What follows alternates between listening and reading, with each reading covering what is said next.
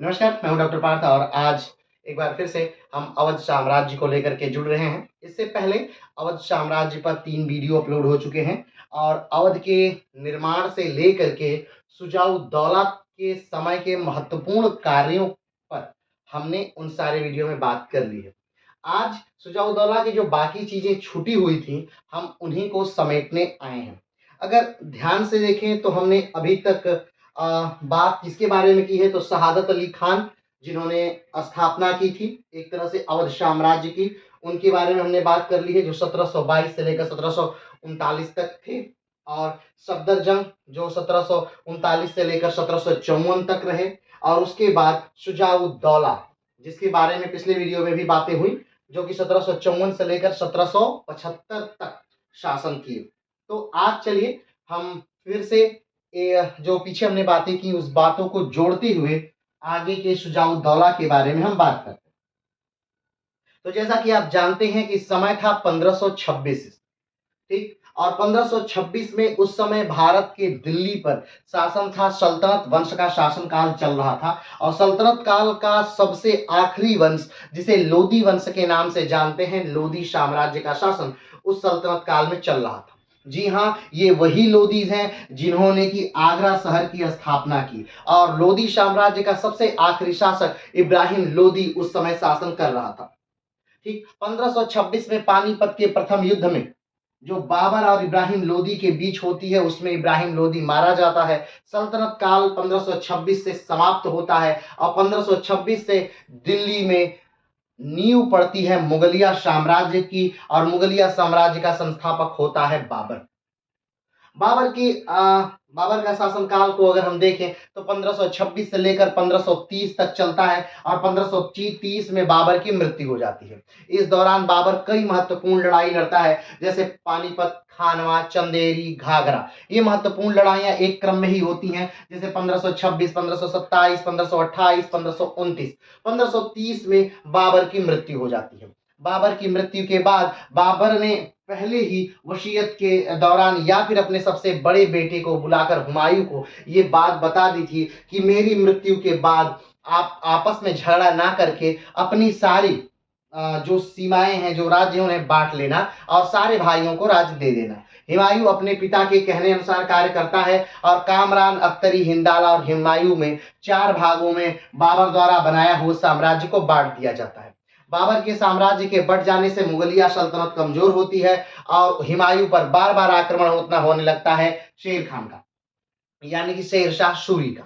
शेर शाह सूरी बिहार वाले क्षेत्र से निकल करके एक शक्तिशाली राजा के तौर पर बनता जा रहा है और उसने कहीं न कहीं आमंत्रित किया एक तरह से लड़ने के लिए हुमायूं को। हुमायूं अपनी सेनाएं लेकर के आता है और कहीं न कहीं गंगा के उस दलदली भाग में मौसम का ज्ञान न होने की वजह से हुमायूं फंस जाता है और शेर शाह सूरी उसे घेर करके बहुत बुरी तरह हरा देता है। उसके बाद चौसा के युद्ध में हारने के बाद फिर से हुमायूं भाग कर जाता है और फिर से एक सेना तैयार करता है और कन्नौज का युद्ध होता है। कन्नौज के युद्ध में भी हुमायूं बहुत बुरी तरह हार जाता है और हुमायूं को देश छोड़कर जाना पड़ता है। फाइनली हुमायूं जो बाबर का पुत्र है वो देश छोड़कर चला जाता है अपने भाइयों की मदद से। पहले चाहता है लेकिन उसके भाई उसकी मदद नहीं करते, लेकिन प्रकृति उसका साथ देती है और शेर शाह सूरी की बहुत जल्दी ही मौत हो जाती है। उसके बाद उसका जो पुत्र है इस्लाम शाह, उसकी भी बहुत जल्दी मौत हो जाती है क्योंकि पिता की तरह इस्लाम शाह ही भी बहुत ही काबिल व्यक्ति था। ठीक, दोनों की मौत जल्दी होने की वजह से फिर से हुमायूं ने अपना शासन पा लिया। समय था 1526, युद्ध था सरहिंद का युद्ध। सरहिंद के युद्ध से हुमायूं ने अपने साम्राज्य को पाया। 1556 से लेकर के 1555 से लेकर के 1556 तक, 1555 में सरहिंद का युद्ध होता है। 1555 से लेकर के 1556 तक हुमायूं राज्य करता है, लेकिन 1556 में एक अपनी ही लाइब्रेरी की सीढ़ियों से गिर करके हुमायूं की मृत्यु हो जाती है। कमेंट बॉक्स में लाइब्रेरी का नाम बताइएगा, लाइब्रेरी कहाँ स्थित है ये भी बताइएगा। ठीक, इस तरह से हुमायूं की मृत्यु हो जाती है। हुमायूं की मृत्यु के समय उसका जो पुत्र है, हाँ, ध्यान रखिएगा, जब जो हुमायूं है उसकी शादी जब वो देश से निष्कासित था उसी समय हुई थी, और उसी दौरान उसे एक पुत्र की प्राप्ति हुई जिसका नाम की अकबर था। ठीक, और ये पूरा वैसे लंबा इतिहास है, इसे हम मुगलिया सल्तनत में पढ़ चुके हैं। ठीक है, तो अब फिर से इनकी बात करने का कोई औचित्य नहीं, हम बस अपनी कड़ी को जोड़ने के लिए इस पूरे इतिहास को एक सरसरी निगाह से देख रहे हैं। जब हुमायूं की मृत्यु होती है उस समय अकबर की उम्र मात्र 13 से 14 साल की होती है, और अकबर उस समय पंजाब के काला नौर नामक स्थान पर होता है। काला नौर में ही अकबर का राज्य अभिषेक कर दिया जाता है। और लेकिन उस समय वो समय अकबर के लिए सही नहीं था। कारण ये था कि उस समय भारत का एक सबसे बेहतरीन सेना नायक दिल्ली और आगरा की तरफ आ रहा है हुमायूं की मृत्यु के बाद, जिसका नाम है हेमचंद्र विक्रमादित्य, जिसे हेमू भी हम कहते हैं। हेमू आगरा और दिल्ली को जीत लेता है, और जो सेनापति है एक तरह से हुमायूं का, जो कभी सेनापति था, वो भाग करके जाता है बैरम खान के पास। बैरम खान कौन है? तो बैरम खान अब्दुल रहीम खान खाना के पिता हैं। ठीक, अब्दुल रहीम खान खाना यानी रहीम दास, ये वही रहीम है जिनको बाद में अकबर गोद ले लेंगे और बैरम खान की पत्नी से अकबर विवाह कर लेंगे। ठीक है, तो यही ये वही बैरम खान है, और बैरम खान उस जो संदेश लेकर आता है, संदेश वाहक की हेमू से जीतना नामुमकिन है, उसका गर्दन काट करके जंग का एक तरह से ऐलान कर देते हैं। 1556 में पानीपत का पहला युद्ध होता है हेमचंद्र विक्रमादित्य, सॉरी 1556 में पानीपत का द्वितीय युद्ध होता है हेमचंद्र विक्रमादित्य और अकबर के बीच। लेकिन एक तरह से देखा जाए तो अकबर का युद्ध नहीं था, वो बैरम खान का युद्ध था। बैरम खान ने बड़ी ही मजी हुई चीजों से कहीं ना कहीं जो अपनी सेना को वो जीत दिला देते हैं। एक तरह से एक सनसनाती हुई तीर आकर के कहीं से हेमू के आंख में धंस जाती है, लग जाती है, हेमू से मूर्छित होकर नीचे गिर जाते हैं, और उसके बाद बैरम खान जो है वो उन्हें मार देते हैं, हेमचंद्र विक्रमादित्य को मार दिया जाता है। तो इस प्रकार से अकबर का राज, या यूं कहें तो बाबर का राज्य को बचाया जा सकता है। धीरे धीरे अकबर, चूंकि बहुत बेहतरीन राजा है, राजपूतों की मदद से इन्होंने पूरे भारत को लगभग जीत लिया, और धीरे धीरे अपने राज्य का विस्तार पूरे उत्तर भारत में इन्होंने कर दिया। उधर अफगानिस्तान से लेकर उधर पाकिस्तान से लेकर पूरे भागों तक अकबर का राज्य का विस्तार हो जाता है। अकबर की मृत्यु हो जाती है 1605 में, और 1605 में अकबर की मृत्यु के बाद अकबर का जो पुत्र है, जिसे सलीम के नाम से जानते हैं, सलीम जहांगीर के नाम से गद्दी पर बैठ जाता है। और सलीम भी अपने पिता के ही नक्शे कदम पर चलता है, और धीरे धीरे उन क्षेत्रों को भी जीतता है जिन पर उनके पिता ने आधिपत्य नहीं जमा पाया था।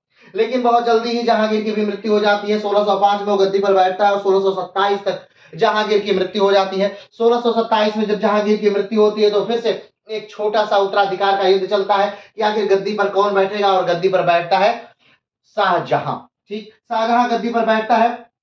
ये समय ऐसा 1628 का, 1628 से शाहजहां बैठे बैठे 1658 तक गद्दी पर बैठा, तब तक बैठा रहता है जब तक उसी के पुत्र औरंगजेब ने उसे कैद नहीं कर लिया। औरंगजेब ने अपने पिता जहांगीर को कैद कर लिया, और अपने भाई दारा सिकोह की निर्मम हत्या करके उसके कटे हुए धड़ को पूरे दिल्ली में एक बूढ़ी हाथी पर बैठा करके घुमाता है, ये साबित करने के लिए कि अब यहाँ का राजा मैं हूं। धीरे धीरे पूरी शासन सत्ता की बागडोर जो है औरंगजेब के हाथों में आ जाती है, और औरंगजेब मुगलिया सल्तनत का सबसे निरंकुश शासक के तौर पर जाना जाता है। उसने अपनी नीतियां बदली, उसने अकबर की नीतियों को बदला, उसने वो सारी चीजों को बदल दिया जो अकबर द्वारा स्थापित था, और इस तरह से उसने हर जगह विद्रोह का बीज बो दिया। भारत का हर एक तबका, भारत की हर एक जातियां, भारत का हर एक समुदाय औरंगजेब की नीतियों से नाखुश है, और कहीं न कहीं जब औरंगजेब की मृत्यु होती है 1707 का वो समय है, उस समय पूरे भारत में विद्रोह का कहीं न कहीं बिगुल बज रहा था। उसकी मृत्यु के बाद, औरंगजेब की मृत्यु के बाद, जब औरंगजेब की मृत्यु होती है 1707 में, उसके बाद गद्दी पर बैठता है जिसका नाम है बहादुर शाह प्रथम। बहादुर शाह प्रथम वैसे तो एक योग्य शासक है, और उसे सारी अपनी पुरानी नीतियों यानी अकबर की नीतियों को ही वो लागू करना चाहता है। जो उत्तराधिकार का युद्ध होता है उसमें जो उसका विरोधी भी होता है उसे भी वो क्षमा करके उच्च पदों पर बैठाता है। वो अपने पूरे मंत्रिमंडल को समेटता है, कुल लोगों को राजपूताना में भी आक्रमण करता है लोगों को, फिर लेकिन दंड नहीं देता है, वो लोगों को क्षमा करता है। वो सोचता है कि इस राज्य को फिर से एक बेहतरीन राज्य के तौर पे बनाया गया, लेकिन उसके पास समय कम था। समय कम का मतलब ये है कि औरंगजेब की जब मृत्यु होती है तो औरंगजेब उस समय काफी बूढ़ा है। ठीक, औरंगजेब उस समय काफी बूढ़ा है और उस समय उसके पुत्र यानी कि बहादुर शाह की जो उम्र है वो 63 साल की है और बहादुर शाह बहुत समय तक राज्य नहीं कर पाता है। 1707 से लेकर के वो 1712 तक ही मात्र राज्य कर पाता है।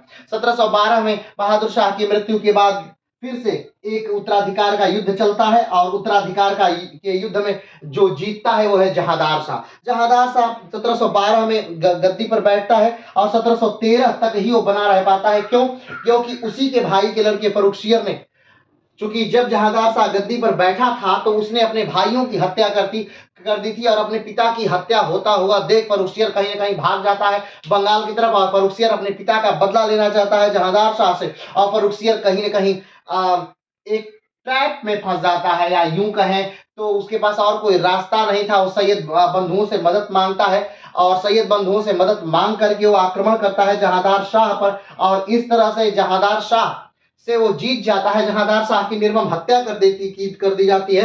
1713 में फर्रुखसियर जो है वो राजा बन जाता है, लेकिन अब पूरी तरह से मुगलिया सल्तनत की बागडोर जो है वो सेनापतियों के हाथ में हो जाती है, यानी सैयद बंधुओं के हाथ में हो जाती है। और ये मुगलिया सल्तनत के लिए बहुत बुरी बात है, क्योंकि आने वाले समय में भी बहुत सारे ऐसे लोग आएंगे जो कि मुगलिया सल्तनत को अब कंट्रोल करेंगे, अपने हाथ से कंट्रोल करेंगे। अगर देखा जाए तो बाबर, हुमायूं, अकबर, जहांगीर, शाहजहां, औरंगजेब, बहादुर शाह यहाँ और जहांदार शाह तक, यहाँ तक स्वतंत्र शासन था। लेकिन अब जब बात आ गई फर्रुखसियर की तो फर्रुखसियर से जो है वो कंट्रोल वाला शासन है, वो नियंत्रण वाला शासन है, किसी दूसरे के हस्तक्षेप वाला शासन है। क्योंकि फर्रुखसियर अपने दम पे राजा नहीं बना है, बल्कि फर्रुखसियर सैयद बंधुओं की मदद से राजा बना है मुगलिया सल्तनत का, तो उसे सारी बातें सैयद बंधुओं की माननी पड़ती है। अब जब इससे परेशान हो जाता है फर्रुखसियर, जब परेशान हो जाता है फर्रुखसियर सैयद बंधुओं को मारने का प्लान बनाता है, लेकिन ये बात सैयद बंधुओं को पता चल जाती है और सैयद बंधु जो है वो मराठाओं से कुछ सेना मांगते हैं।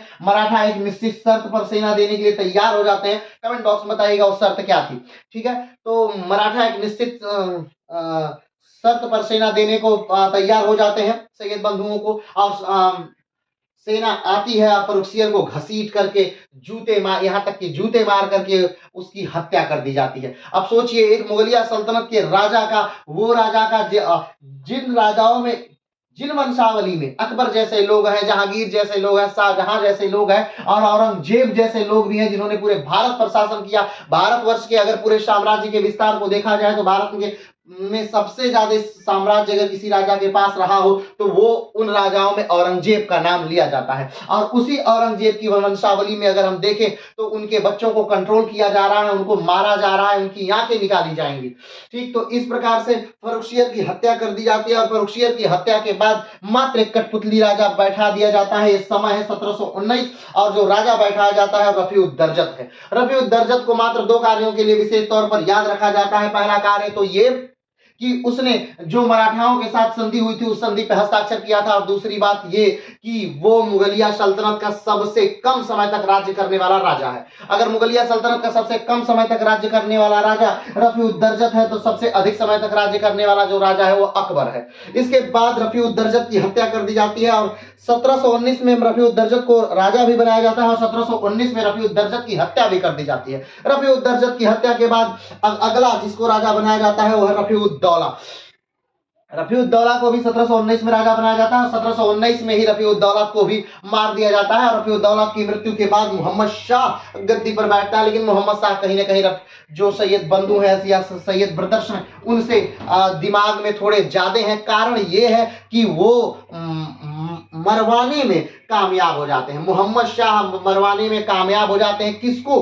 तो कामयाब हो जाते हैं वो मरवाने में सैयद बंधुओं को। तो इस प्रकार से सैयद बंधुओं को मार दिया गया।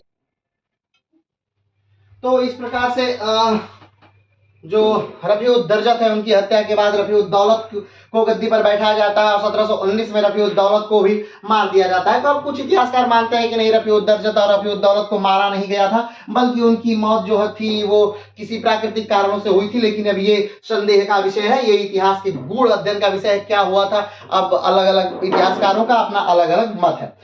रफीउद्दौला की मृत्यु के बाद हमने बताया कि मोहम्मद शाह गद्दी पर बैठे थे, या मोहम्मद शाह को गद्दी पर बैठाया, मोहम्मद शाह को गद्दी पर बैठाया जाता है। ये मोहम्मद शाह वही है जिन्हें रंगीला के नाम से जाना जाता है। ये मोहम्मद शाह वही है जिनके समय में नादिर शाह का आक्रमण होगा। ये मोहम्मद शाह वही है जिनके समय में पूरे मुगलिया सल्तनत में एक उहापोह की स्थिति, यानी बहुत ही बुरी स्थिति से पूरा मुगलिया सल्तनत लगभग गुजरेगा, क्योंकि मुगलिया सल्तनत की पूरी जो बागडोर है, जो पूरी कमान है, वो कहीं हिजड़ों के हाथों में चलेगी तो कहीं औरतों के हाथों में चलेगी, या यूं कहें तो पूरे मुगलिया सल्तनत को अलग अलग लोग अपने अपने हिसाब से कंट्रोल करेंगे।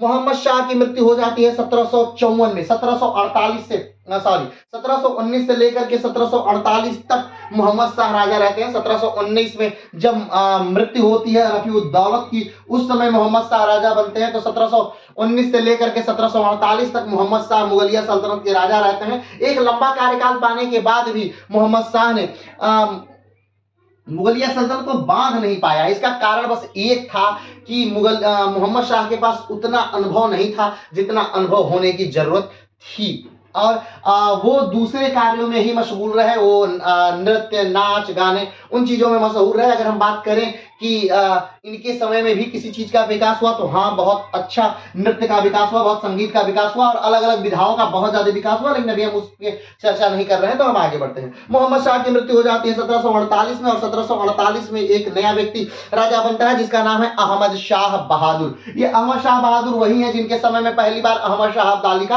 आक्रमण हुआ था। 1748 में अहमद शाह बहादुर राजा बनते हैं, और 1748 से लेकर 1754 तक अहमद शाह बहादुर राजा रहते हैं। ठीक, अहमद शाह बहादुर के बाद आलमगीर द्वितीय राजा बनते हैं। अब देखिए, अहमद शाह बहादुर को अगर देखा जाए तो फाइनली अंधा कर दिया गया। अहमद शाह बहादुर को किसने अंधा कर दिया? तो ये बातें हमने पिछले वीडियो में काम कर चुके हैं। तो अहमद शाह बहादुर की हत्या कर दी जाती है। 1748 से लेकर 1754 तक अहमद शाह बहादुर थे, और इन्हीं अहमद शाह बहादुर के समय सफदर जंग नामक व्यक्ति थे। ठीक है, तो अभी हम लोग अहमद शाह बहादुर तक नहीं आएंगे, हम लोग बस मोहम्मद शाह तक की बात कर रहे हैं कि मोहम्मद शाह के शासनकाल के समय ही जो भारत में देखा जाए तो अलग अलग राज्यों का उदय हुआ था। पहला जो राज्य अगर हम बात करें तो वो जो उदय हुआ था वो निजाम शाही राज्य था, यानी दक्षिण का राज्य था। दूसरे अगर राज्य की हम बात करें तो वो बंगाल वाला राज्य था, जो मोहम्मद शाह के शासनकाल के ही दौरान जन्मा था। और तीसरा जो राज्य था मोहम्मद शाह के शासनकाल के दौरान जो जन्मा था वो था अवध। ठीक, और इन्हीं के समय जो था वो शहादत अली खान ने 1722 से लेकर 1739 तक, यानी मोहम्मद शाह के समय 1722 से लेकर 1739 तक अवध के पहले नवाब के तौर पर कार्य किया। शहादत अली खान उन व्यक्तियों में है जिन्होंने सैयद बंधुओं को मारने में मोहम्मद शाह का साथ दिया था। मोहम्मद शाह का साथ सैयद बंधुओं को मारने में शहादत अली खान ने, और जो नवाब हैं अहमदाबाद यानी दक्षिण के नवाब हैं, उन्होंने सैयद बंधुओं को मारने में साथ दिया। किसका? तो मोहम्मद शाह का। अब मोहम्मद शाह ने कहीं न कहीं इसी के एवज में, यानी कि अपना साथ देने के एवज में ही शहादत अली खान को एक तरह से पूरा सर्वे सर्वा बना दिया अवध का। ठीक, अब यहां से कहानी प्रारंभ होती है अवध की। 1722 में अवध के नवाब बनते हैं शहादत अली खान, लेकिन शहादत अली खान को एक बहुत ही सुव्यवस्थित अवध नहीं मिलता है। इनको एक ऐसा अवध मिलता है जहां पर अलग अलग जागीरदार अपनी सेनाएं रखे हुए हैं, अलग अलग जागीरदार अपने किले की किले बंदी किए हुए हैं, अलग अलग जागीरदार अपने हिसाब से राजा को कर दे रहे हैं, अलग अलग कुछ जागीरदार राजा को कर ही नहीं दे रहे हैं। जो जागीरदार हैं उनकी बगावती स्वर है, यानी कि एक बगावत वाला अवध, या यूं कहें तो एक अव्यवस्थित अवध प्राप्त होता है शहादत अली खान को। लेकिन शहादत अली खान चूंकि एक बेहतरीन काबिल व्यक्ति हैं, इसलिए उन्होंने अपने बलबूते से धीरे धीरे अवध के सारे नवाबों अवध के सारे जागीरदारों को व्यवस्थित किया और उनसे कर लेना प्रारंभ किया। जो किसान हैं, किसानों के अच्छे के लिए, किसानों के का विद्रोह ना हो उसके लिए किसानों के लिए कई स्कीम चलाई गई, और जिससे कि किसानों को लाभ हो, जागीरदारों पर दबाव बनाया जा सके, जागीरदारों से लगान वसूला जा सके, और ये सारा कार्य शहादत अली खान ने अपने दम पर किया और धीरे धीरे अवध को एक ताकतवर अवध क्या किया तो बना दिया। ठीक है जी। अब ध्यान दीजिएगा कि अवध का ये वही समय है जब नादिर शाह का आक्रमण हो रहा है। किसका आक्रमण हो रहा है तो नादिर शाह का। नादिर शाह का भारत पर आक्रमण कब हुआ था तो 1739 में नादिर शाह का भारत पर आक्रमण हुआ था। और नादिर शाह के आक्रमण के समय मुगलिया सल्तनत के जो राजा थे वो मोहम्मद शाह थे। आपको याद है कि मोहम्मद शाह 1719 से लेकर के 1748 तक मुगलिया सल्तनत के राजा रहे। आप ध्यान दीजिए, उसी 19 से 48 के बीच जो अवध का जन्म होता है, उस अवध के नवाब के रूप में उभरते हैं शहादत अली खान। तो जब 1739 में आक्रमण हो रहा है किसका, मोहम्मद शाह रंगीला के ऊपर, यानी मुगलिया सल्तनत पर नादिर शाह का, किसका आक्रमण हो रहा है, नादिर शाह का, तब नादिर शाह से अपना बचाव करने के लिए मुगलिया सल्तनत के राजा जो हैं मोहम्मद शाह, वो बुलाते हैं, किसको बुलाते हैं तो निजाम से सहायता मांगते हैं और अवध से सहायता मांगते हैं। ध्यान रखिएगा, हमने यहाँ पर कहा कि अवध जो है वो स्वतंत्र हो चुका है, लेकिन स्वतंत्रता का मतलब ये नहीं कि अवध जो है वो अपने आप को स्वतंत्र करके दिल्ली से अलग कर चुका है, ऐसा नहीं है। अवध, बंगाल और निजाम, ये तीनों हमेशा से मोहम्मद यानी कि मुगलिया सल्तनत को अपने बड़े भाई के तौर पे देखते हैं, और कहीं ना कहीं मुगलिया सल्तनत को जब भी जिस चीज की जरूरत होती है तो ये उसे उपलब्ध कराते हैं। हाँ, बाकी सारी प्रशासनिक सेवाएं जो हैं, वहाँ राजस्व व्यवस्था जो है वो सब कुछ इन राज्यों का अपना अपना अलग है, लेकिन फिर भी मुगलिया सल्तनत की आवश्यकता पड़ने पर ये राज्य मुगलिया सल्तनत की सहायता करते हैं। तो नादिर शाह का आक्रमण हुआ है, समय है 1739, और मुगलिया सल्तनत के उस समय जो राजा हैं वो है मोहम्मद शाह। ठीक, तो मोहम्मद शाह अपने बचाव के लिए जो दक्षिण के निजाम हैं उनसे और शहादत अली खान जो कि अवध के नवाब हैं, इन लोगों से सहायता मांगते हैं। ये दोनों लोग कहीं ना कहीं सहायता देते हैं, लेकिन उसी दौरान एक घटना घटती है कि शहादत अली खान लगभग 1 से 1.5 घंटे ही लड़ते हैं और लड़ने के बाद इन्हें कैद कर लिया जाता है। ठीक है, शहादत अली खान को कैद कर लिया जाता है। शहादत अली खान ईरान के हैं, तो ईरान जब शहादत अली खान को कैद करता है नादिर शाह, तो शहादत अली खान से पूछता है कि आप भी ईरान के हैं, हम भी ईरान के हैं, आप हमसे लड़ क्यों रहे हैं। शहादत अली खान कहते हैं कि मिट्टी के लिए लड़ना जरूरी है। शहादत अली खान से पूछा जाता है कि आप बताइए दिल्ली में से कितना धन लिया जा सकता है और कैसे धन को निकलवाया जा सकता है। शहादत अली खान कहते हैं कि देखिए, ये सारा कार्य जो धन का है कहीं ना कहीं आपको निजाम से बात करनी पड़ेगी, वो पूरा देख रेख वही करते हैं, क्योंकि उस समय दिल्ली के अगर एक तरह से करता धरता देखा जाए तो निजाम है। ठीक है, तो नादिर शाह बुलाता है निजाम को और निजाम से बातें होती हैं। निजाम से जब बात हुई तो ये निकल के आया कि ठीक है, नादिर शाह को जो है वो 50 लाख रुपए दिए जाएंगे। उस 50 लाख में तुरंत 20 लाख अभी दे दिया जाएगा, 20 लाख जो है लाहौर पहुंचने पर दिया जाएगा, और बाकी के का 10 लाख जो है वो जब आप ईरान पहुंच जाएंगे तब दे दिया जाएगा। इस बात से नादिर शाह संतुष्ट होता है और वो वापस ईरान जाने के लिए तैयार है। लेकिन उसी समय की बात है, शहादत अली खान कहते हैं नादिर शाह से कि अगर आप दिल्ली पर आक्रमण करें तो आपको कहीं ना कहीं 20 करोड़ रुपए मिल सकते हैं, आप इस 50 लाख के चक्कर में क्यों पड़े हैं। और शहादत अली खान की बात सुनकर के जो नादिर शाह है वो दिल्ली पर आक्रमण करते हैं, और दिल्ली पर जब वो आक्रमण करते हैं तो सही में अकूत संपत्ति कहीं ना कहीं उन्हें प्राप्त होती है, जिसमें कोहिनूर और तख्ते ताउस भी है। और उस समय की दिल्ली की अगर हालत देखें तो उस समय दिल्ली जो है वो विश्व का सबसे अमीर शहर है, क्योंकि लगभग अकबर के शासनकाल से लेकर के बाबर, हुमायूं, अकबर, जहांगीर, शाहजहां, औरंगजेब, बहादुर शाह, जहांदार शाह, फर्रुखसियर, दरजत, मोहम्मद शाह, इन सारे राजाओं ने दिल्ली पर शासन किया, और उस समय तक कोई भी आक्रमण नहीं हुआ, कोई भी लुटेरा नहीं आया और किसी ने दिल्ली को लूटा नहीं, तो मात्र दिल्ली में धन का संचय कहीं ना कहीं था। औरंगजेब के समय में वो अलग विषय है कि दिल्ली कहीं ना कहीं बहुत गर्त में जा रही थी, लेकिन फिर भी दिल्ली सल्तनत के पास अकूत संपत्ति थी और उस अकूत संपत्ति को लूटा नादिर शाह ने। नादिर शाह के जब सैनिक दिल्ली के मार्केटों में थे और कहीं ना कहीं दिल्ली के जो लोग हैं उस समय, अगर बात करें दिल्ली, तो दिल्ली हमने कहा कि विश्व का सबसे अमीर शहर है। दिल्ली की जो जनसंख्या है वो 20 लाख थी। आज के हिसाब से नहीं देखिएगा 20 लाख दिल्ली की जनसंख्या, वो उस समय के हिसाब से देखिएगा। आपको याद होगा तो 1934 के समय पूरे भारत की आबादी भी लगभग 35 से 36 करोड़ ही रही थी।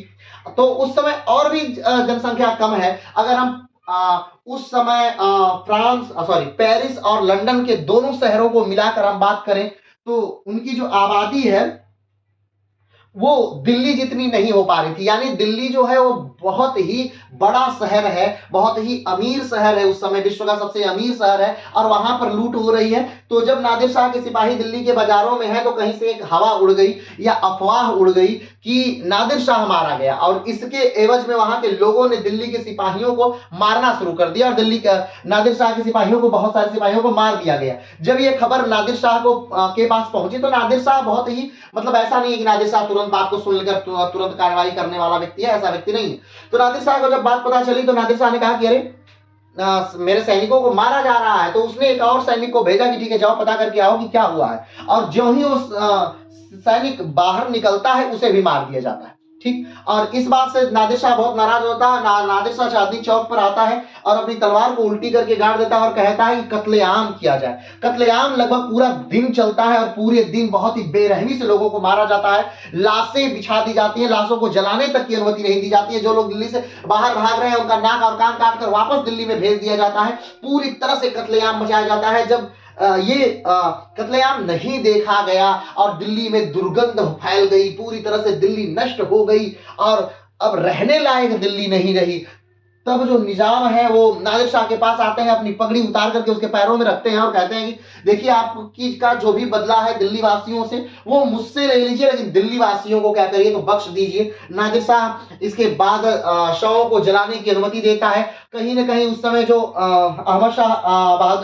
मोहम्मद शाह है, मोहम्मद शाह जो अपने ही घर की एक बेटी, खानदान की एक बेटी को, या यूं कहें तो औरंगजेब की नतनी का जो विवाह है वो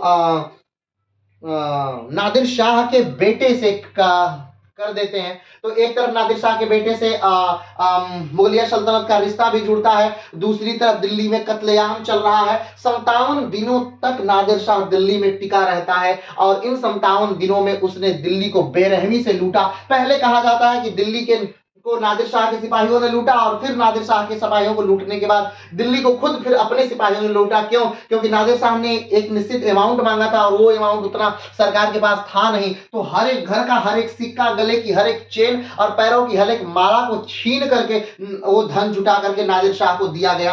अंतिम में जब नादिर शाह जाने वाला है तो एक महिला है जो कि नादिर शाह को बता देती है, कमेंट बॉक्स में उनका नाम बताइएगा। वो नादिर शाह को बता देती हैं कि जो मोहम्मद शाह है उनकी पगड़ी में एक बहुत बड़ा हीरा है और वो छुपा करके उसमें रखे हैं। नादिर शाह जाते समय मोहम्मद शाह से कहते हैं कि हमारे यहाँ एक रिवाज है पगड़ियों को बदलने का, तो आइए पगड़ियां बदल लिया जाए। और उस समय जब पगड़ियां बदल रहे होते हैं तभी वो हीरा नीचे जमीन पर गिर जाता है और उसकी खूबसूरती को देख करके नादिर शाह उसी समय उसे कोहिनूर नाम देते हैं। ठीक, तो इस हिसाब से पूरे दिल्ली को बेरहमी से लूटने के बाद जब नादिर शाह चले जाते हैं तो कहा जाता है अपने देश में जाने के बाद उन्होंने अपने देश के लोगों का कई सालों के लिए कर जो था वो माफ कर दिया था। अपने जो सिपाही हैं उनको कई महीनों का एडवांस वेतन दे दिया गया था। एक जनरल सा बस उदाहरण देना चाहेंगे कि उस समय, हाँ कमेंट बॉक्स में बताइएगा कि उस समय की संपत्ति कितनी नादिर शाह ने लूटी थी। बस एक बात कि 1970 का अगर 1000 रुपया है तो आज वर्तमान समय में वो 106 रुपया, 45,106 रुपए वो होगा। 1970 का 1000 रुपया आज 106 रुपए होगा। तो आप सोच सकते हैं कि उस समय का जो रुपए है उस वो आज के डेट में कितना वैल्यू रखता है। ठीक है, तो उसके हिसाब से नादिर शाह ने बहुत अकूत संपत्ति लूटी और एक तरह से दिल्ली को खाली करके नादिर शाह चला गया। वो समय है मोहम्मद शाह का। और ये जो पीड़ा है, कहा जाता है कि शहादत अली खान नहीं झेल पाते हैं, क्योंकि कहीं ना कहीं शहादत अली खान की वजह से ही नादिर शाह जो था वो दिल्ली में आया और शहादत अली खान की मृत्यु भी 1739 में हो गई। या यूं कहे तो जब नादिर शाह अभी था ही दिल्ली में, उसी समय शहादत अली खान की मृत्यु हो गई। तो शहादत अली खान की मृत्यु के बाद उनका कोई अपना पुत्र नहीं था, इसलिए एक लड़का जो वो उनकी बहन का लड़का है, यानी उनके मामा है, ये सफदरजंग जो है वो गद्दी पर बैठते हैं। और सफदरजंग जो गद्दी पर, सफदरजंग एक बहुत ही बेहतरीन व्यक्ति हैं, एक नीति कुशल व्यक्ति हैं, एक योग्य व्यक्ति हैं। उस जो पद है उस पद के लिए योग्य व्यक्ति हैं सफदरजंग। तो 1739 में सफदरजंग गद्दी पर बैठते हैं। 1739 से लेकर 1754 तक सफदरजंग दिल्ली में राज्य करते हैं। और सफदरजंग को कुछ समय के लिए दिल्ली का जो है वजीर भी नियुक्त किया जाता है। लेकिन अब इस समय एक घटना घटती है कि जो राजा है, राजा बदल चुके हैं। मोहम्मद शाह रंगीला की मृत्यु हो चुकी है और मोहम्मद शाह रंगीला की मृत्यु के बाद उनका अपना पुत्र अहमद शाह बहादुर गद्दी पर बैठ चुका है। अहमद शाह बहादुर गद्दी पर बैठा है और अहमद शाह बहादुर के कान भर करके, ठीक, फिरोज जंग तृतीय जो है, इसने फिरोज जंग तृतीय,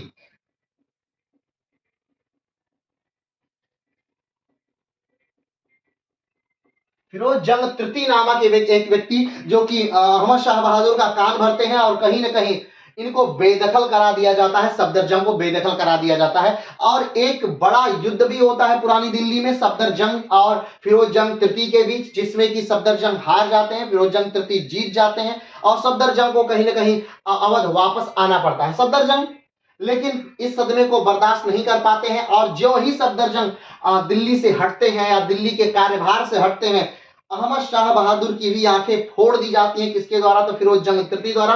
और एक नया बादशाह आलमगीर द्वितीय को दिल्ली की गद्दी पर बैठा दिया जाता है। ठीक, आलमगीर द्वितीय दिल्ली की गद्दी पर तो बैठते हैं, लेकिन वो भी कहीं ना कहीं फिरोज जंग तृतीय को पसंद नहीं आते। तो आलमगीर द्वितीय जो है, आलमगीर द्वितीय को भी हटा दिया जाता है फिरोज जंग तृतीय द्वारा और फिर शाहजहां तृतीय को गद्दी पर क्या कर दिया जाता है? तो बैठा दिया जाता है। ठीक है, लेकिन शाहजहां तृतीय को भी बहुत समय तक नहीं रहने दिया जाता है गद्दी पर और उनके स्थान पर शाह आलम द्वितीय को गद्दी पर क्या कर दिया जाता है? बैठा दिया जाता है। किसके द्वारा? फिरोज जंग तृतीय द्वारा। ठीक, अब ध्यान दीजिए, अब यहाँ पर सफदरजंग की मृत्यु हो गई। जब वो देखते हैं कि उनके राजा की मृत्यु हो गई तो उससे उनको भी बहुत दुख होता है और 1754 में उनकी भी मृत्यु होती है। उनकी मृत्यु के बाद शुजाउद्दौला जो है वो दिल्ली की गद्दी पर नहीं, अवध के नवाब बनते हैं। कौन? शुजाउद्दौला। समय है 1754 का। हाँ, एक बात और ध्यान रखिएगा कि जो सफदरजंग है, इन्हीं के समय जो अहमद शाह अब्दाली है, उसका पहली बार आक्रमण हुआ था 1748 में।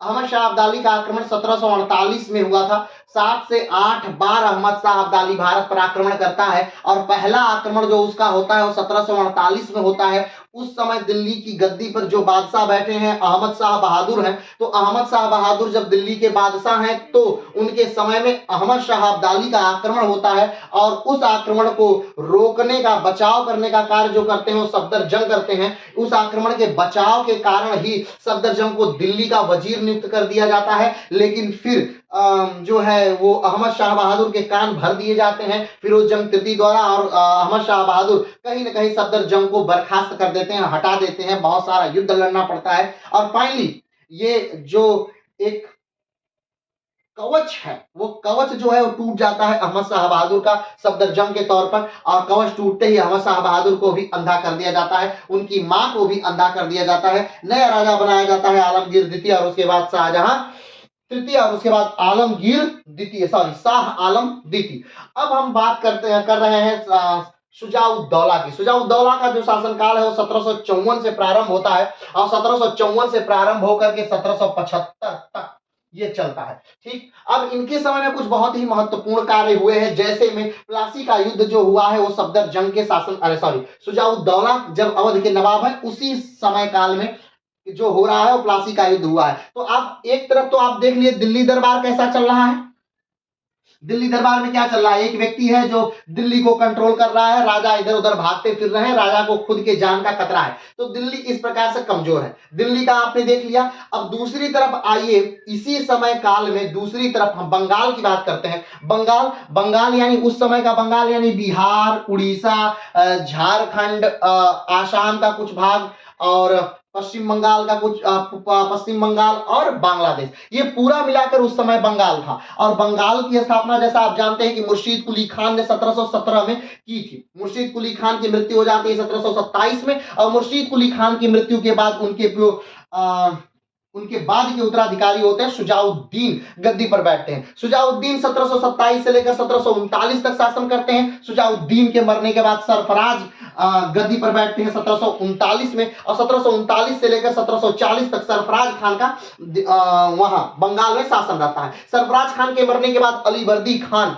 यानी कि ये जो नासिरी वंश है, ये ऊपर के जो तीन लोग हैं यानी मुर्शीद कुली खान, शुजाउद्दीन और सरफराज खान, ये नासिरी वंश से थे। और इनकी मृत्यु के बाद अगला जो व्यक्ति बनता है बंगाल का नवाब, तो वह है अलीवर्दी खान। अलीवर्दी खान एक योग्य व्यक्ति है जिन जो कहीं ना कहीं शासन सत्ता तो पाते हैं एक बहुत ही षड्यंत्र द्वारा, लेकिन 1740 से लेकर 1756 तक जब वो शासन करते हैं तो उस समय कहीं ना कहीं पूरी तरह से जो प्रकोप है वो मराठाओं का प्रकोप उन पर देखने को मिलता है। बार बार मराठा शक्ति उस समय आक्रमण करती है, तो उनका कहा जाता है कि बचा, जब मराठे बार बार रघुनाथ राव के अंदर में उन पर आक्रमण किया जा रहा था, बार बार आक्रमण किया जा रहा था, तो कहा जाता है मराठे बार बार जब आक्रमण कर रहे थे किस पर, अलीवर्दी खान पर, तो कहा जाता है कि सुजाउद्दौला ने कहीं ना कहीं उनको बचाया था। तो सरफराज खान के बाद अलीवर्दी खान 1740 से लेकर 1756 तक बंगाल में राज्य करते हैं। और अलीवर्दी खान की मृत्यु जब होती है उसके बाद सिराजुद्दौला गद्दी पर बैठते हैं, लेकिन सिराजुद्दौला ज्यादा समय तक बंगाल में शासन नहीं कर पाते हैं। 1757 में सिराजुद्दौला गद्दी पर बैठते हैं और 1757 में ही एक युद्ध होता है जिसे प्लासी के युद्ध के नाम से जानते हैं। और रॉबर्ट क्लाइव जो अंग्रेजों का प्रतिनिधित्व कर रहा है, वो सिराजुद्दौला के सारे सेनापतियों को, सारे महत्वपूर्ण पदाधिकारियों को अपनी तरफ मिला लेता है। और जब प्लासी के मैदान में अंग्रेज और सिराजुद्दौला की सेना आमने सामने होती है तो सिराजुद्दौला की सेना लड़ती ही नहीं है, मात्र दो लोगों के नेतृत्व में कुछ सेना सिराजुद्दौला की लड़ती है। कमेंट बॉक्स में बताइएगा उनका क्या नाम था। और ज्यों ही उनकी मृत्यु होती है त्यों सिराजुद्दौला जो है वो अपने ऊंट पर बैठकर अपनी पत्नी को लेकर के भाग जाता है।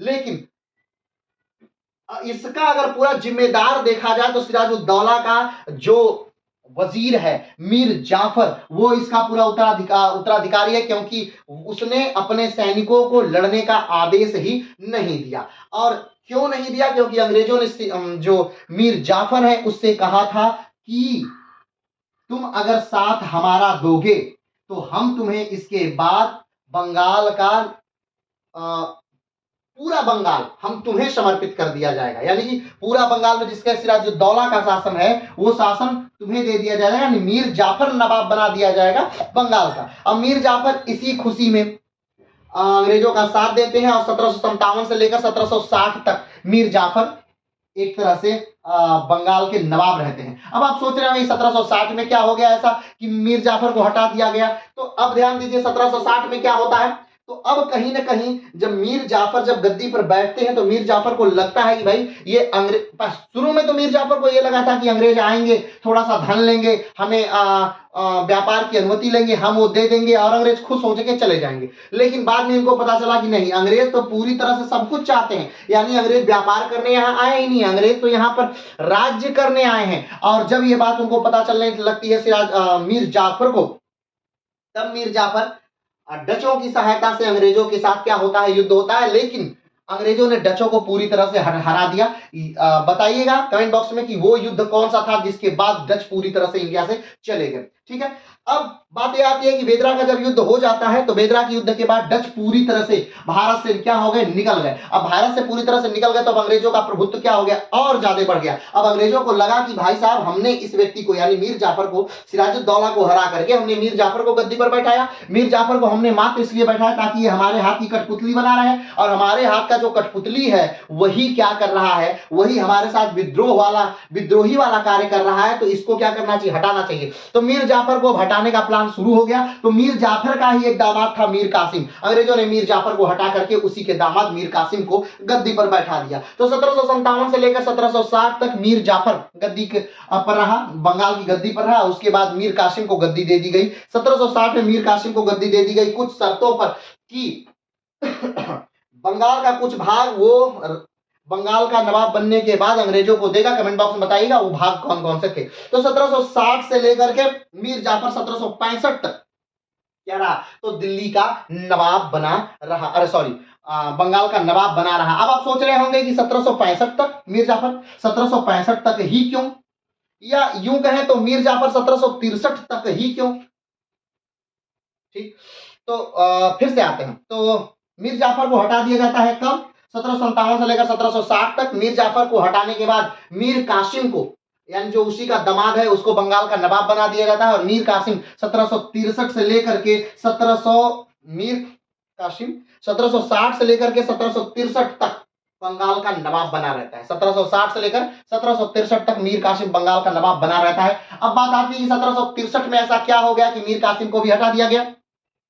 तो मीर कासिम एक संधि करता है अंग्रेजों के साथ। उस संधि का नाम बताइएगा। मीर कासिम एक संधि करता है अंग्रेजों के साथ। उस संधि में यह है कि आपको कुछ न कुछ कम से कम 9% का टैक्स अंग्रेजों को भी देना पड़ेगा, क्योंकि इससे पहले जो अंग्रेज हैं वो बिना टैक्स दिए, बिना कर दिए, बिना चुंगी दिए ही बंगाल वाले क्षेत्र में क्या कर रहे हैं, व्यापार कर रहे हैं। तो मीर कासिम कहता है कि नहीं, आपको भी कर देना पड़ेगा। ठीक, अब जब ये बात अंग्रेजों के पास पहुंचती है तो उन्होंने कहा कि देखिए हमने सिराजुद्दौला को हटाया, मीर जाफर को हटाया, मीर कासिम को हमने गद्दी पर बैठाया, ये मीर कासिम भी फिर वही बात करने लग रहा है। मीर कासिम को जब लगता है कि नहीं अंग्रेज वो कर नहीं देंगे, तो मीर कासिम चूंकि तो पहले से ही ये जानता था अंग्रेजों के विषय में, इसलिए इसने अपनी पहली राजधानी बदल ली। इसने अपने सेना में आधुनिक प्रशिक्षण को स्थान दिया, आधुनिक हथियारों को स्थान दिया, विदेशों से लोगों को बुलाया जो कि इनके सैनिकों को प्रशिक्षण दे सके। ठीक, और अपनी राजधानी बदली। तो ये सारा कार्य वो पहले से ही कर रहा है। अब जब उसे लगा कि नहीं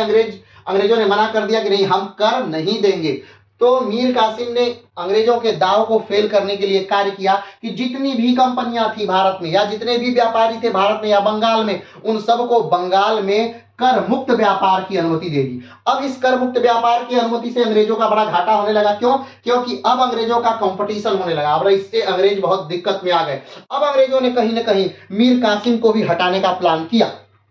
ठीक, अब मीर कासिम को हटाने के लिए उन्होंने अपने एक नुमाइंदे को भेजा कि जाओ पटना पर आक्रमण करो। बताइएगा कमेंट बॉक्स में उसका नाम क्या था। ठीक है, पटना पर आक्रमण हुआ लेकिन वो हार गया। उसके बाद फिर से अंग्रेजों ने एक दूसरे व्यक्ति को भेजा और वो कहीं ना कहीं जीता और मीर कासिम को भागना पड़ा। लेकिन भागते समय मीर कासिम ने पटना में जो 148 लोगों को कैद किया था उन सब की हत्या कर दी जो अंग्रेज थे, और इस हत्या को ही पटना हत्याकांड के नाम से जाना जाता है। तो 1763 में मीर कासिम जो है मीर कासिम 1763 में पटना हत्याकांड करके भाग करके आ जाते हैं। कहां? अवध। किसके पास आ जाते हैं? सिराजुद्दौला के पास। तो अब ध्यान रखिएगा, वहां 1763 में मीर कासिम भागते हैं और बंगाल का की नवाबियत अब किसको दे दी जाती है? तो बंगाल के नवाब 1763 में ही बन जाते हैं। कौन? फिर से मीर जाफर।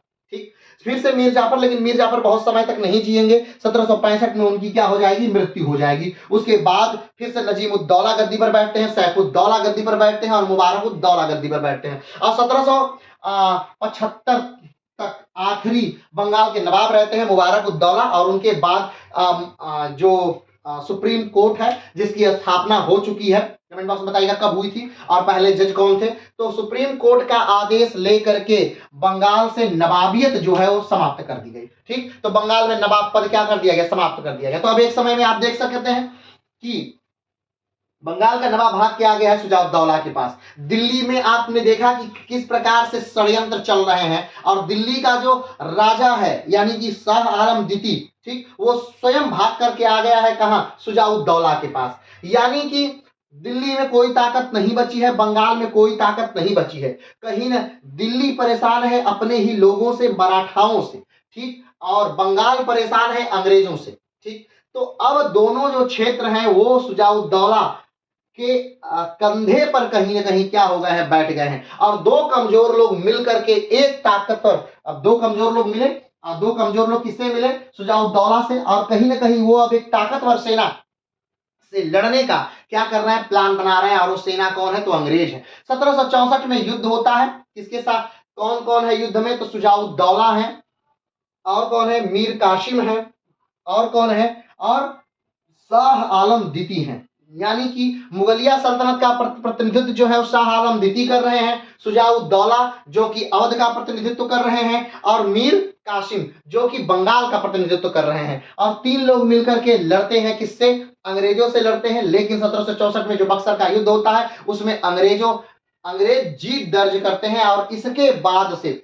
जो अंग्रेज मात्र अभी बस बंगाल में सिमटे थे, बंगाल ही उनको चाहिए था, वो बंगाल में अपनी राजनीतिक स्थिति मजबूत कर रहे थे, उधर तक ही सिमटे थे, वो एकाएक उनका कब्जा पूरे भारत पर हो गया। अब अंग्रेजों को समझ में नहीं आया कि वो करे तो करे क्या, तो फिर से क्लाइव को बुलाया गया। क्लाइव वही जिन्होंने 1757 में प्लासी का युद्ध लड़ा था, तो फिर से क्लाइव को बुलाया गया, क्योंकि जो क्लाइव है वो एक अच्छे रणनीतिकार है, कूटनीतिकार है, तो उनको बुलाया गया फिर से एक संधि के लिए। और क्लाइव ने इन तीनों से संधि की, जो तीनों हारे हुए लोग हैं उन तीनों से संधि की। अगर देखा जाए तो बस दो से ही संधि की। क्यों, क्योंकि जो मीर कासिम है वो भाग गए, कहां भागे पता नहीं चला, आज तक पता नहीं चल पाया कि मीर कासिम कहां भाग गए, नेपाल भाग गए या फिर वहीं पर कहीं कुछ इतिहासकार लिखते हैं कि यहीं दिल्ली की गलियों में ही वो बाद में बूढ़े होकर भीख मांगते हुए यहीं उनकी मौत हुई। अलग अलग इतिहासकार अलग अलग लिखते हैं, अब क्या हुआ था नहीं पता। लेकिन दो लोगों के साथ अंग्रेजों ने समझौता किया।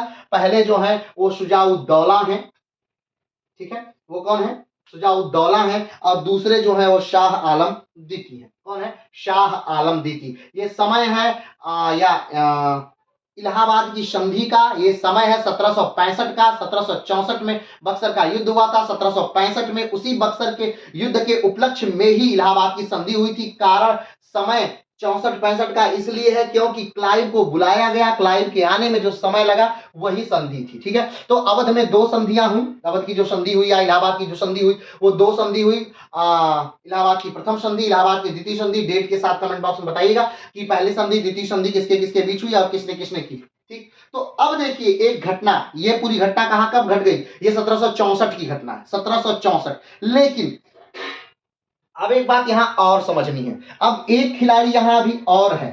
कौन खिलाड़ी, अभी आपने देखा पूरा बंगाल कहीं ना कहीं जुड़ गया। बंगाल में क्या है, कहीं ना कहीं अंग्रेजों ने उत्पात मचा दिया, अंग्रेजों का प्रभुत्व हो गया है इस समय तक। दिल्ली में आपने क्या देखा, दिल्ली अपने आंतरिक जाल में ही क्या हुआ है, फंसा हुआ है, और उसी के लोग उसी को कंट्रोल कर रहे हैं। और कहीं ना कहीं राजाओं की कोई चलती ही नहीं है, राजाओं के पास ताकत ही नहीं है। तो अवध के आश्रित कहीं ना कहीं दिल्ली बैठी हुई है, या यूं कहें तो दिल्ली पर पूरा नियंत्रण किसका है, तो मराठाओं का है। लेकिन अब जब बात ये आती है कि जब दिल्ली पर पूरा नियंत्रण मराठाओं का था, तो 1764 के युद्ध में दिल्ली का बादशाह कैसे हार गया, तो इसका भी एक कारण है। आइए उस कारण को भी समझ लिया जाता है, ठीक है। ये समय है 1674 का, जबकि जो औरंगजेब है, औरंगजेब का शासनकाल है, और औरंगजेब को चुनौती देता है पश्चिमी तट से, ठीक, पश्चिमी तट से एक छोटा सा राज्य, जहां से एक व्यक्ति निकल रहा है जिनका नाम शिवाजी है, वो बड़े से मुगलिया सल्तनत को चुनौती देते हैं। 1774 में उन अपना राज्याभिषेक करते हैं। 1774 से सॉरी 1674 का समय, 1774 नहीं, 1674 से लेकर के 1680 तक शिवाजी का शासनकाल चलता है। और उसमें कहीं ना कहीं उन्होंने मराठाओं को संगठित किया, उनकी एकता के बारे में बताया, और कहीं ना कहीं एक साम्राज्य की नींव रख दी।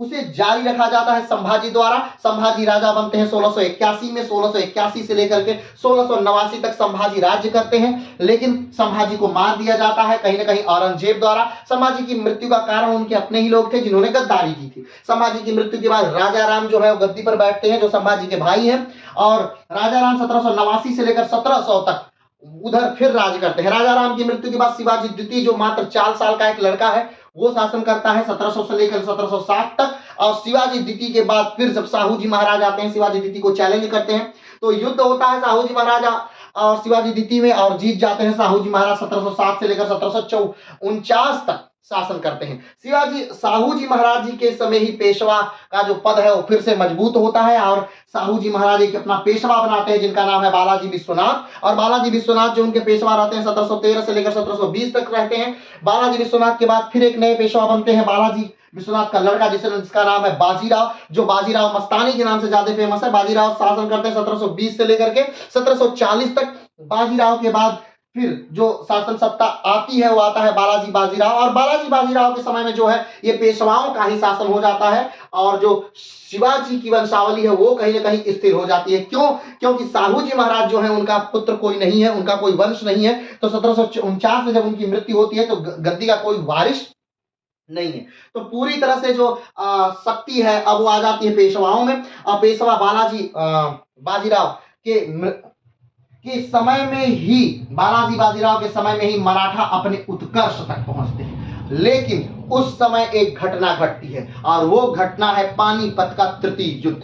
जी हाँ, हमने आपको बताया था कि 1748 में अहमद शाह अब्दाली का पहला आक्रमण हुआ था और उस समय दिल्ली का बादशाह था अहमद शाह बहादुर। ठीक, लेकिन इसको किसी ने सीरियसली नहीं लिया। धीरे धीरे अहमद शाह अब्दाली का आक्रमण बढ़ने लगा। हमने कई बार बताया कि अहमद शाह अब्दाली जो था वो उधर का भाग, यानी कि भारत के उत्तर पश्चिम का जो भाग है वो जीत चुका था और जीतने के बाद उसने अपना एक सूबेदार वहां बैठा दिया। लेकिन दिल्ली से वहां हस्तक्षेप हुआ, वो फिर दिल्ली पर आक्रमण किया और धीरे धीरे फिर मराठाओं ने दिल्ली का साथ दिया। रघुनाथ राव के नेतृत्व में फिर से पूरे भाग को जीत लिया गया और कहीं न कहीं छेड़ा गया अहमद शाह अब्दाली को। अहमद शाह अब्दाली अपनी सेना के साथ आक्रमण करता है 1761 में।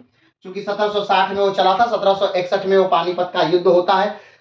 14 जनवरी का समय है, पानीपत का युद्ध हो रहा है और एक तरफ मराठे हैं, दूसरी तरफ अहमद शाह अब्दाली है। अब बात आती है, सोच रहे होंगे आप भी कि ये अवध जो है जहां पर शासन है किसका, सुजाउद्दौला का। ध्यान दीजिएगा 1761 इन्हीं के समय में आता है क्योंकि सुजाउद्दौला का जो शासन काल है वो 1754 से लेकर 1775 तक है। तो 1761 का समय सुजाउद्दौला का शासन काल ही है और उसी समय एक सबसे बड़ी घटना घटती है भारतीय परिदृश्य पे, वो ये कि पानीपत का तृतीय युद्ध होता है। अब पूरी जो निगाहें हैं वो कहीं न कहीं सुजाउद्दौला पर टिकी हैं। सुजाउद्दौला पर क्यों टिकी है? सुजाउद्दौला पर इसलिए टिकी है कि सुजाउद्दौला जिसका साथ देंगे, क्योंकि अवध एक ताकतवर राज्य है। अवध क्या है? एक ताकतवर राज्य है। तो अवध जिसका साथ देगा वो कहीं न कहीं वो जीत जाएगा।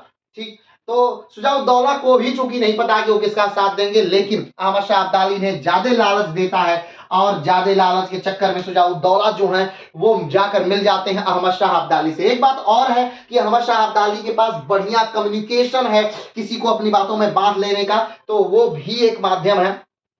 और उत्तर भारत का जो नेतृत्व, मराठा शक्ति का जो नेतृत्व कर रहे हैं वो सदाशिवराव भाऊ हैं और सदाशिवराव भाऊ को उत्तर भारत का अनुभव नहीं है। इससे पहले जो उत्तर भारत की लड़ाई मराठा सरदारों ने लड़ी थी उसका नेतृत्व रघुनाथ राव ने किया था और रघुनाथ राव ने राजनीतिक कारणों से उत्तर भारत का इस बार देखा जाए तो उत्तर भारत का नेतृत्व अपने हाथों में नहीं लिया।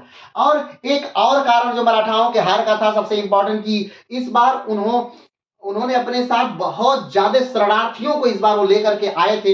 इसकी वजह से उनका जो राशन है वो खत्म हो गया, या यूं कहे कि अवध ने उनका राशन की जो सप्लाई की जो चेन थी इस अवध ने राशन की सप्लाई की चेन काट दी, जिसकी वजह से मराठाओं के सेना नायकों को आकर के सदाशिवराव भाऊ से कहना पड़ा कि आप हमें चाहे भूखे मार दीजिए और चाहे लड़ा करके युद्ध भूमि में मारिए। तो एकाएक उस दिन युद्ध हो जाता है, युद्ध की घोषणा हो जाती है। शुरू में मराठे काफी भारी पड़े लेकिन बाद में मराठाओं को हार का सामना करना पड़ा। कारण ये था कि जो विश्वास राव है, यानी विश्वास राव कौन है, तो बालाजी विश्वनाथ के जो बालाजी बाजीराव के जो सबसे ज्येष्ठ पुत्र है बालाजी बाजीराव के, या यूं कहे तो नाना साहब के जो सबसे ज्येष्ठ पुत्र है वो विश्वनाथ राव है। विश्वनाथ राव अपने हाथी से नीचे उतर जाते हैं और विश्वनाथ राव को हाथी के हौदे में ना देख करके जो सदाशिवराव भाऊ है वो भी अपनी हाथी से उतर जाते हैं और सदाशिवराव भाऊ को अपने हाथी पर ना देख करके मराठाओं को ऐसा लगता है कि सदाशिवराव भाऊ मारे गए और मराठाओं के जो टोली है उसमें हड़कंप मच जाता है और कहीं ना कहीं मराठे जो है वो हार जाते हैं।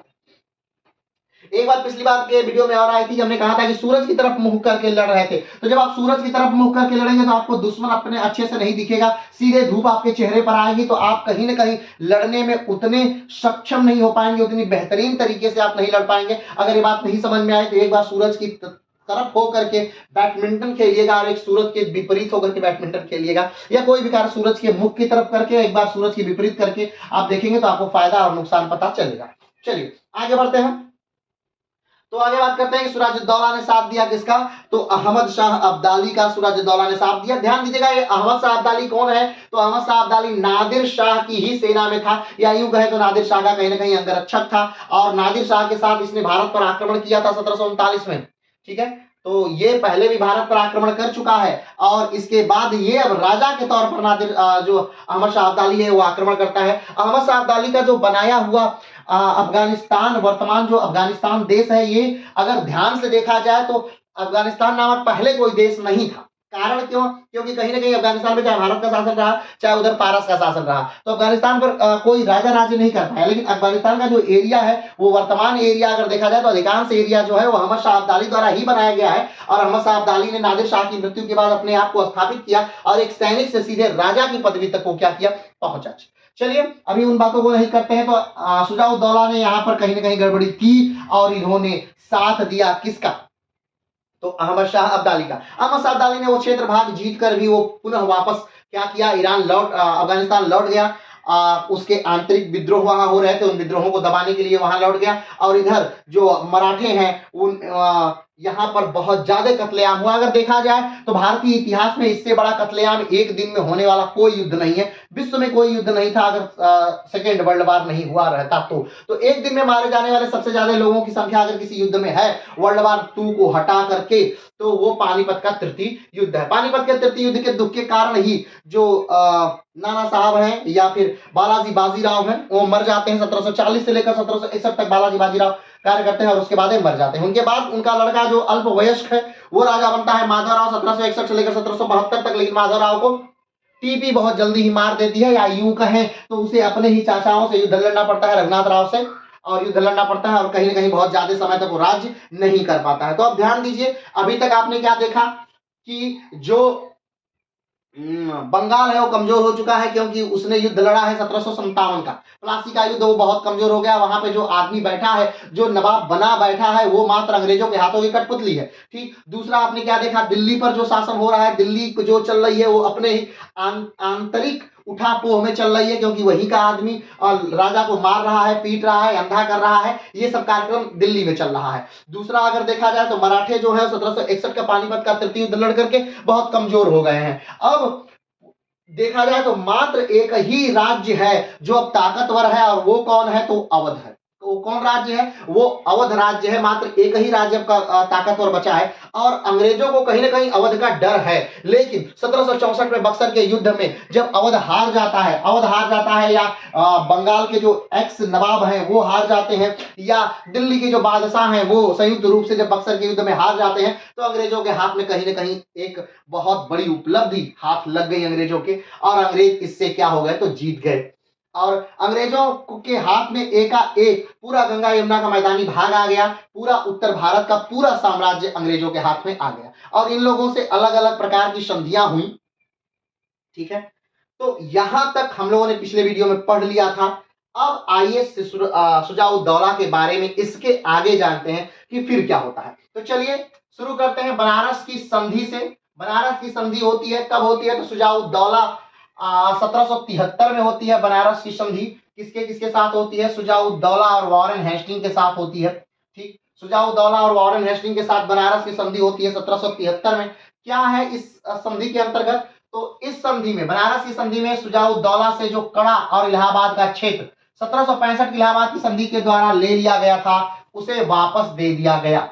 ठीक है, शुजाउद्दौला को अब बनारस की एक संधि होती है, ठीक, वॉरेन हेस्टिंग और सुजाउद्दौला से 1773 में बनारस की संधि होती है और इस संधि के अंतर्गत सुजाउद्दौला को कड़ा मानिकपुर और इलाहाबाद का जो क्षेत्र है वो वापस दे दिया गया।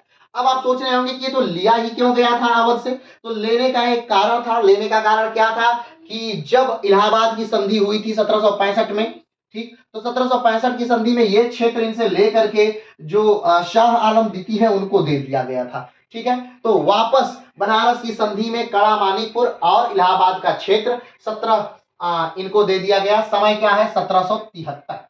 ठीक, पहला पॉइंट, बनारस की संधि का पहला पॉइंट। दूसरा, इसके बदले सुजाउद्दौला ने 50 लाख रुपए लेकर वॉरेन हेस्टिंग से यह दोनों क्षेत्र वापस कर दिया। वॉरेन हेस्टिंग ने क्या किया? 50 लाख रुपए लिए। किससे 50 लाख रुपए लिए? सुजाउद्दौला से 50 लाख रुपए लिए। उन्होंने बनारस, अरे सॉरी, इलाहाबाद और कड़ा मानिकपुर का क्षेत्र किसको दिया? सुजाउद्दौला को दे दिया और इसके बदले वॉरेन हेस्टिंग ने 50 लाख रुपए लिए। किससे? सुजाउद्दौला से। आगे बढ़ते हैं। इसके बदले सुजाउद्दौला ने अंग्रेजों को वचन दिया कि कंपनी 7 रोहेलखंड को जितने में देंगे उसके बदले कंपनी को 40 लाख रुपए दिया नवाब को। इसके बदले सुजाउद्दौला ने अंग्रेजों को वचन दिया कि कंपनी का 7,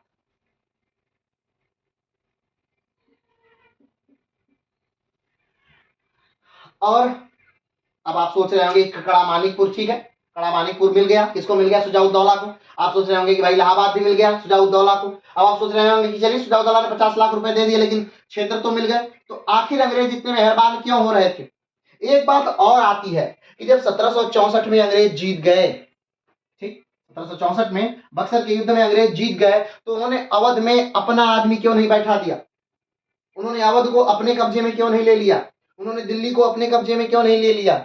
वो उसी मुगलिया सल्तनत के लोगों को ही दिल्ली का और इसी सुजाउद्दौला को अवध का शासक क्यों नियुक्त किया? तो इसका कारण था सबसे बड़ा मराठे, क्योंकि मराठे 1761 के युद्ध से कमजोर हुए थे। मराठे इतने भी कमजोर नहीं थे कि उनको अभी तक अंग्रेज हरा सकें। मराठे अभी बहुत ताकतवर हैं। कहीं ना कहीं जब बालाजी बाजीराव की मृत्यु होती है तो उनके जो पुत्र हैं माधवराव, 1761 से लेकर 1772 तक वो बहुत ही बेहतरीन शासन करते हैं। वो पुनः अपने मराठा खोई हुई प्रतिष्ठा को फिर से पुनः प्राप्त कर लेते हैं। दिल्ली को फिर से जीत लेंगे, अंग्रेजों की शक्ति को फिर से छीन कर देंगे। लेकिन बस दिक्कत उनके माधवराव के साथ यही कि माधवराव ज्यादा समय तक जिए नहीं। अगर माधवराव 50 साल तक, 40 साल तक जी जाते तो ये जो क्षेत्र हैं दिल्ली, अवध, ये सब माधवराव कहीं ना कहीं कब्जा कर लेते। लेकिन दिक्कत ये हुई कि माधवराव बहुत जल्दी मर गए। माधवराव का शासनकाल मात्र 1761 से 1772 तक रहा और उसी दौरान उन्हें टीबी का भी सामना करना पड़ा। उनकी अंतिम समय बहुत बुरी स्थिति में बीती। उन्हें बहुत ज्यादा दर्द था। उस दर्द में उन्होंने जीवन जिया।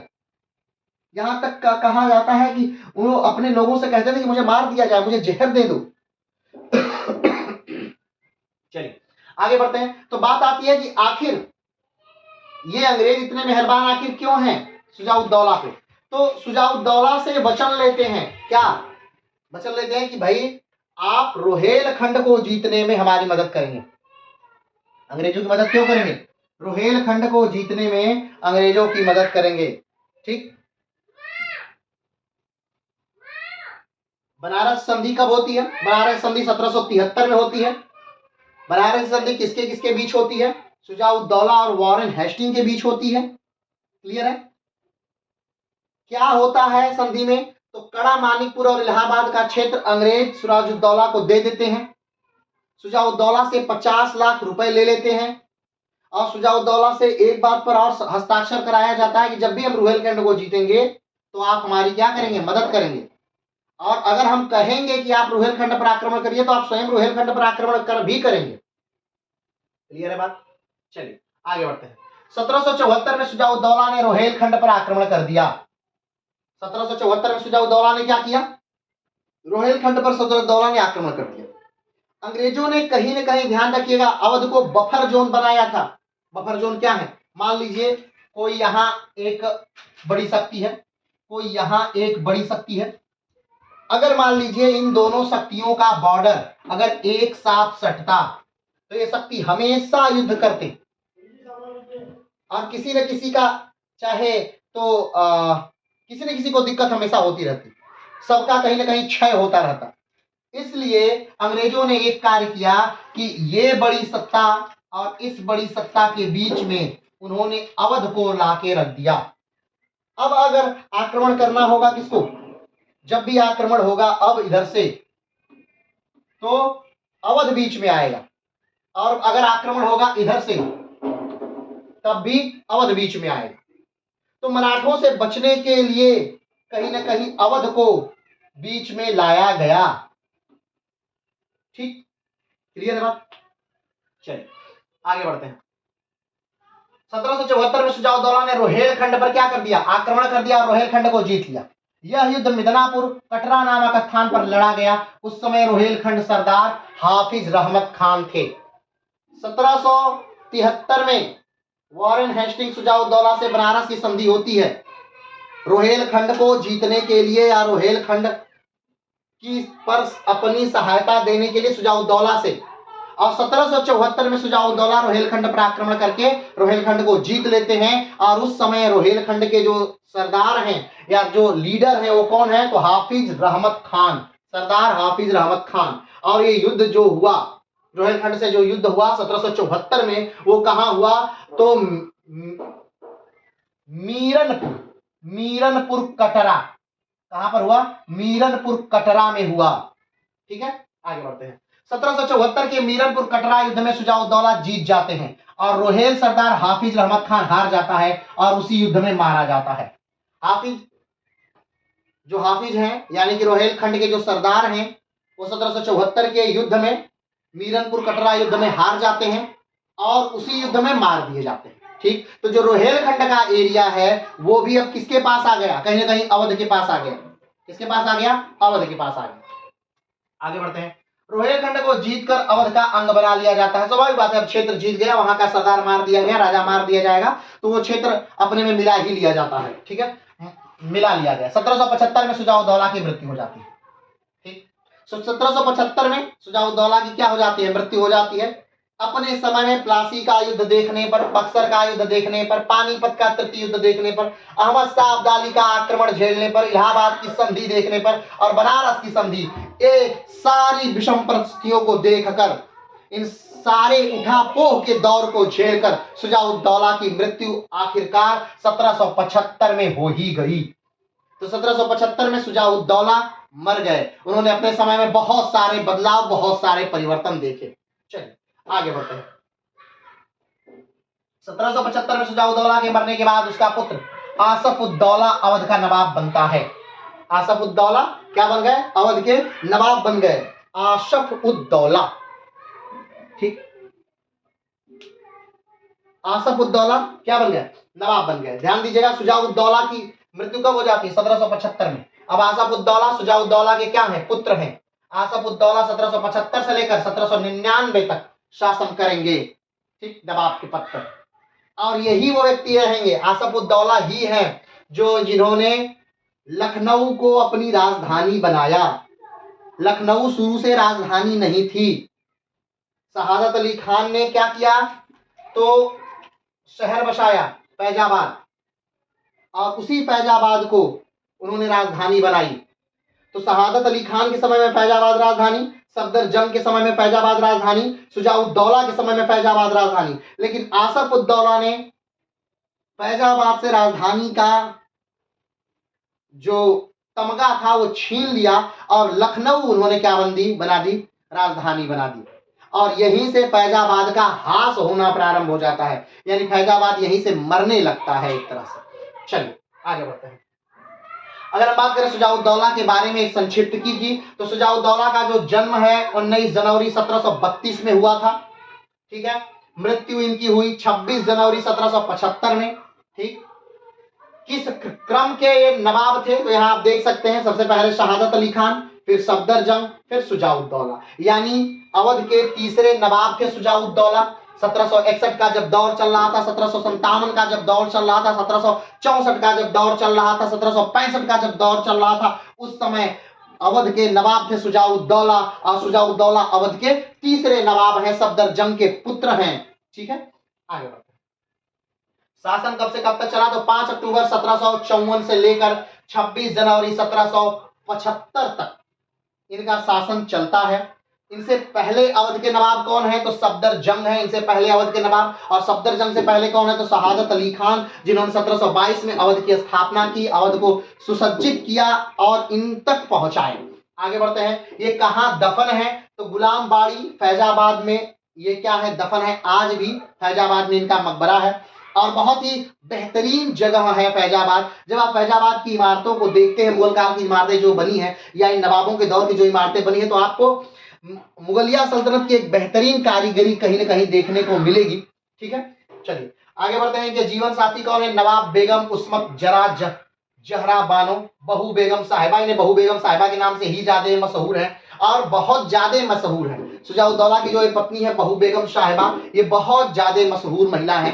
इनके बारे में आप अलग से कंसीजन क्लास में या फिर आप अलग से इनके बारे में पढ़ लीजिएगा। बहुत सारी किताबें इन पर लिखी जा चुकी हैं बहू बेगम साहिबा पे, इन्हें पढ़िएगा कभी।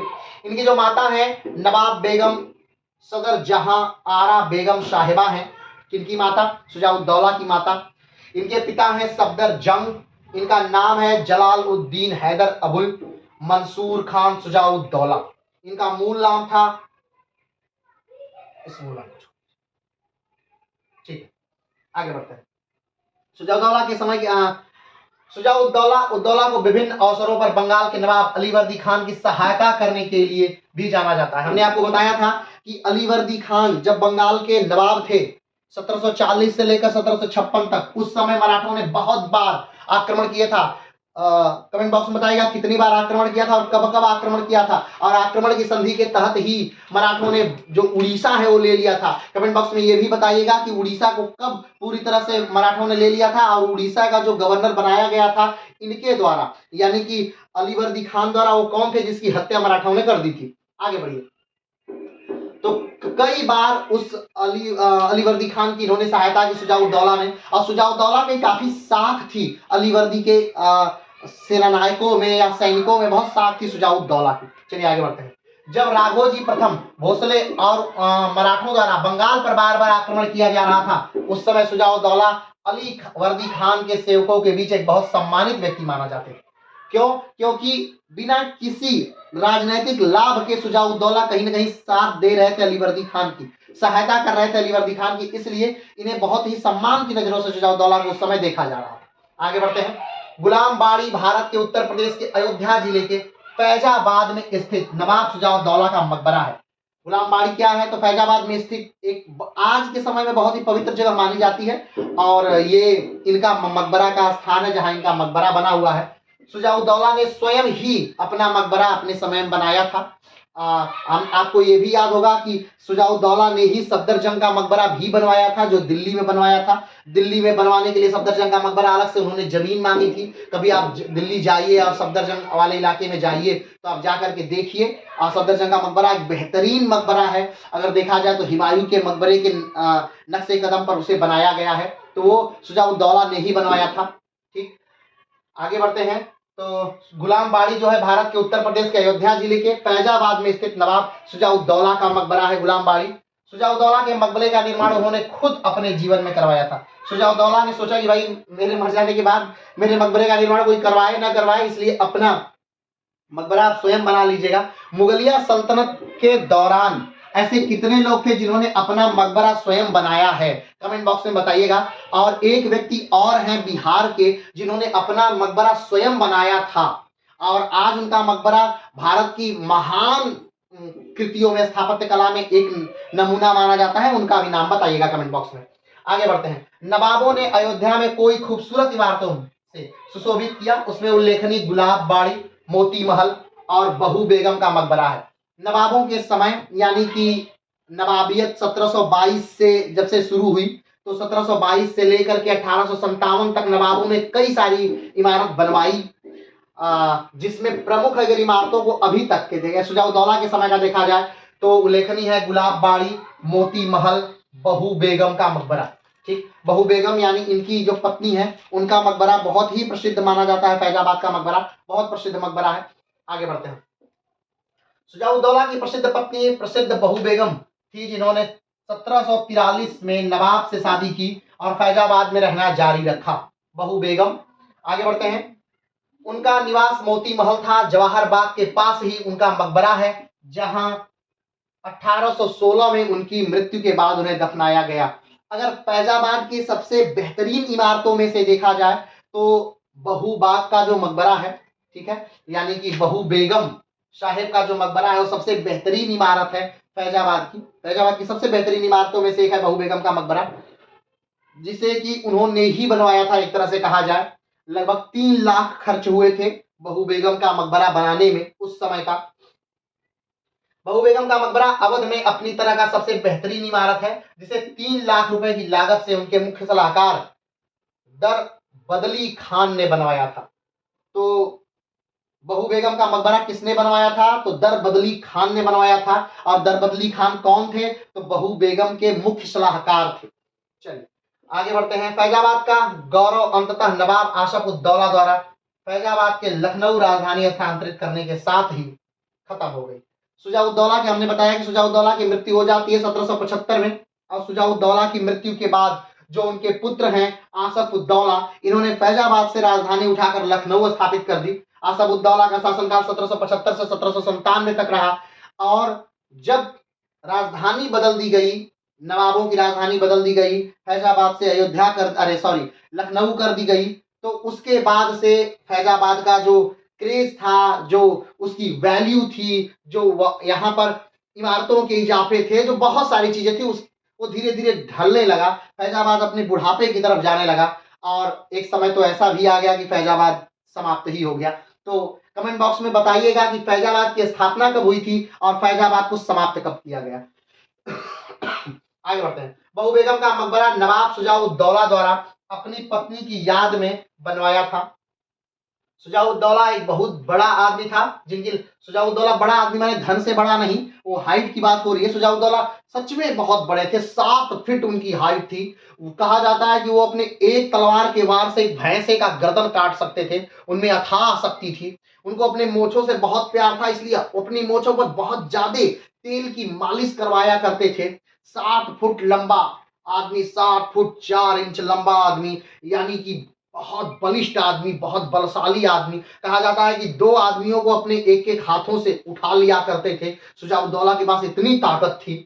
चलिए आगे बढ़ते हैं। सुजाउद्दौला अपनी तेल सनी मूछों के लिए भी प्रसिद्ध थे। तेल सनी मूछों के लिए भी सुजाउद्दौला पे कई कहानियां हैं। उन कहानियों को कभी सर्च करके या किताबों में उन कहानियों को पढ़िएगा, क्योंकि अगर हम इन वीडियो में सुजाउद्दौला की मूछों पर कहानियों को बताने लगे तो शायद बहुत लंबा हो जाएगा। तो आज सुजाउद्दौला समाप्त होते हैं, यानी अवध भाग 4 जो है वो समाप्त होता है। और अगले नवाब जिनके बारे में हम पढ़ेंगे अवध के, उनका नाम है आसफ उद्दौला। अगला जो वीडियो आएगा वो आसफ उद्दौला पे आएगा, जिनका शासनकाल 1775 से लेकर के 1797 तक रहा, जिन्होंने अवध की जो राजधानी है वो फैजाबाद से हटाकर लखनऊ कर दी। अवध को कहीं ना कहीं अंधकार में, या फैजाबाद को कहीं ना कहीं अंधकार में डाल दिया। तो हम उनकी बातें करेंगे। आसफ उद्दौला जिन्होंने कि इमाम बाड़ा बनवाया, या यूं कहा जाए तो जिन्होंने एक बड़ी प्रसिद्ध इमारत बनवाई, इसका नाम भूल भुलैया भी है। ठीक है, तो उस भूल भुलैया के बड़े किस्से भी हैं और उस किस्सों पर भी हम बात करेंगे। तो आज के लिए इतना ही, फिर मिलते हैं एक नए वीडियो के साथ, एक नई जानकारी के साथ। तब तक के लिए नमस्कार, धन्यवाद, जय हिंद।